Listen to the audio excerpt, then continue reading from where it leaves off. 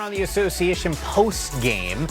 Just going final a couple minutes ago, it was a crucial game, number 5. Hawks and Knicks. You had said it. You thought the Knicks would win today. They were up like 18 when you said it, so that's not necessarily a surprise. What was, though, is you said this thing was going to go 7 games. That's what I'm saying. So, I'm sticking to it right here. Yeah, so the series will shift back to Atlanta with the Hawks right now trailing 3-2 because Cat and Jalen Brunson, and really more Brunson, just kind of carried the load in this game number 5 at Madison Square Garden. Brunson came to play. Early first, though. Here we go, Cat. Cat asserted himself. Yeah, he did early. It was great passer. You have to. Kaminga can't hold Cat. No. So Cat had to do that. Oh, scream on him a little bit. By the way, I mean, like, the stars around this one. I wasn't there. That's what I was about to say. Kaminga was there, though. He almost reached the star just now. Kaminga was there. Woo. That's crazy. Mitchell Robinson is not a guy that can't jump either. Yeah, that's even more impressive. Yeah. There's been a couple times I've seen Kaminga in a Hawks uniform, and I'm thinking, man, what are Warriors? That was the next play. Yeah. Jalen Johnson, 14 points, 7 rebounds for him. Watch this right here. Back at you. Yeah. I heard what he said. I saw what he said. I can't repeat it. Okay, I was about to say. I can't do that. I couldn't tell. What was it? Hey, it was, yeah. Oh, that's a nice play by Cat right there. It was. 16 points for Cat, 14 rebounds. He also had 6 assists in this game. By the way, if you like that Mitchell Robinson dunk, there was a couple of them in this game. There's Cat, another opportunity to post to score. He had some choice words. What did he say? I'm on.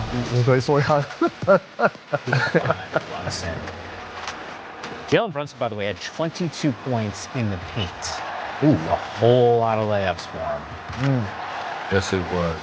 We showed you a couple of the easy ones, but boy, he had some tough ones, tough finishes. Just driving to the bucket. Man, once he gets it going, he's just gonna keep going. 3 of 5 from distance in this game. Oh, I see you, Mikhail. I see you. He was catching some heat this series, but I like to see that assertiveness. Yeah, it was. Okay, OG. Didn't know you had that. 17 points for Anunoby in this game. Late in the third. Great pass. One of them we're talking about, right? Mitchell Robinson. Again, another flush for him. Stiller's like, yeah, that's pretty sweet. Alvarado got the 3 ball. They're up by 18 off of the 3. Man, something about playing along that dart, man. That just good for the league. It's another dunk. You know, they got the Jumbotron in there, and we had the game up on one of our monitors. I mean, the amount of celebrities. We're scratching the surface on a couple of these cutaways here. So many folks. That's just step. Oh. Wow. Come on, man. That's pretty. Come on, man. 39 points for Jalen Brunson in this game. Talk about the emotional. Here again. Step through again. Oh. Tough fucking. I would like it. That's too. It's royalty. Just next to Spring, Larry Johnson, John Stark. You think they paid for those tickets? Oh, okay. No. It'd be criminal. Can't do that. You think they'll give me a free ticket? Nah. I think you're paying. I don't think. Just get the credential. I think they will give Just you get the credential. Brunson finished just a point shy of his 10th 40-point game in the playoffs. The Knicks, 5 players in double figures. Atlanta struggling from 3-land, shooting just 31% from distance. Here's Jalen Brunson. Jalen, your teammates said urgency and desperation would be needed tonight. You said you guys had to leave it all out there. In what way? I'm sorry, say that again? So your teammates talked about urgency and desperation being needed tonight. You said you guys had to leave it all out there. In what ways did you do what you set out to do? I think we started the game with the right mindset. They had a couple of runs, but we were able to stop them early instead of getting all the way down to single digits. one thing about them, they're going to continue to fight no matter what. So we just got to be prepared next game.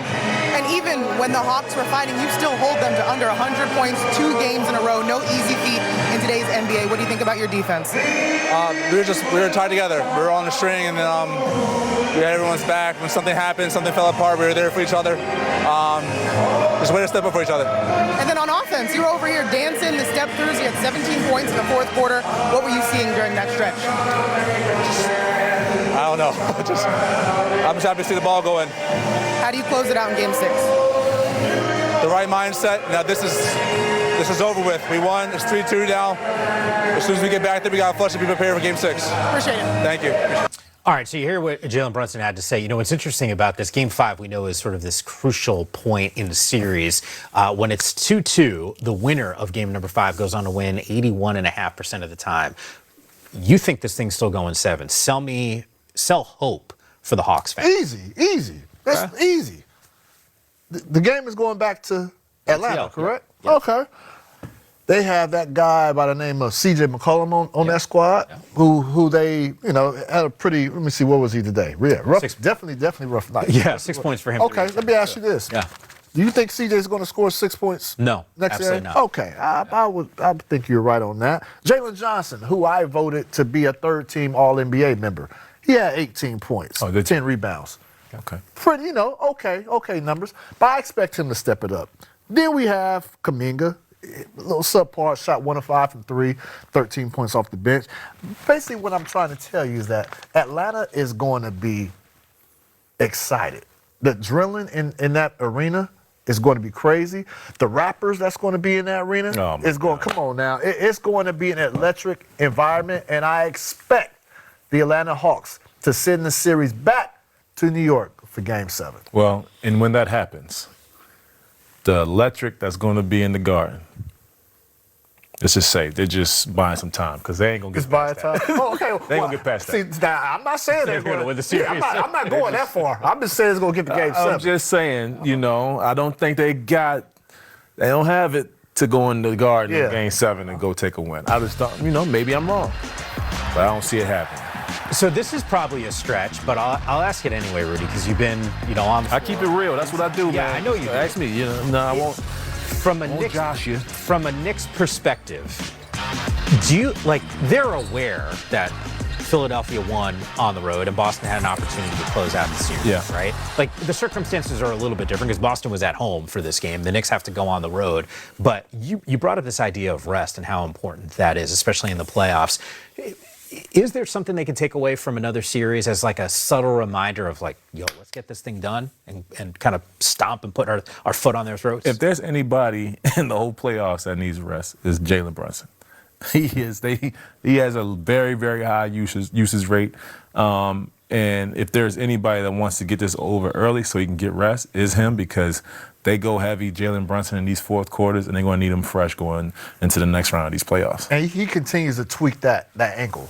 And so, yes, the more days you can get the rest, get some rest for him, that's going to benefit the Knicks as a whole. All right, so then what's you just sold me from a Hawks perspective at home. I'll let Rudy sort of take the other side of this to close this thing out. Brunson obviously goes off in this game and he has 39 points, but assuming he plays at a really high level, what do those other pieces need to do to sort of counteract what Chris was selling me on McCollum playing better, Kuminga off the bench looking like a better player, Johnson also balling out? Yeah, if Cat can be anything what we're used to seeing in the past, then I don't even think this is a series at all.